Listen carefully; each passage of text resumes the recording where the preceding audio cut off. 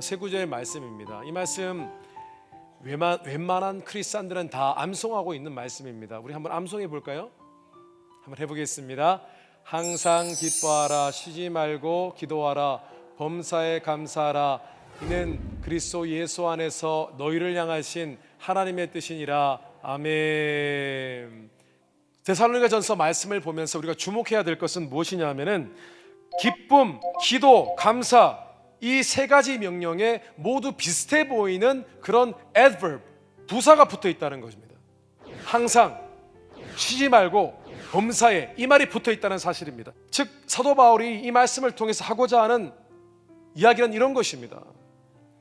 기뻐하고 감사하고 기도하는 것이 정말 중요하다는 겁니다. 이 세 가지가 중요한데 사도 바울이 말하고자 하는 것은 그것보다 더 중요한 것이 있는데, 그것이 뭐냐 하면은 감사하고 기뻐하고 기도할 때 항상 쉬지 말고 범사해야 하라는 겁니다. 근데 왜 사도 바울이 항상 쉬지 말고 범사해 이 말을 붙여서 이 부분을 강조했을까요? 왜냐하면 이 세 가지는 너무나 중요한 건데, 기뻐하고 기도하고 감사하는 건 너무나 중요한 건데 사실은 그렇게 하기가 어렵다는 겁니다. 그래서 항상 쉬지 말고 범사해라고 말을 붙인 것은 노력해서라도 억지로라도 훈련해서라도 그렇게 해야 된다는 것입니다. 도저히 감사할 수 없을 때 감사하는 훈련을 해야 된다는 겁니다. 실제로 도저히 감사할 수 없을 때가 있습니다. 고난이 임할 때, 삶의 위기가 임할 때, 어려울 때 우리는 감사할 수가 없습니다.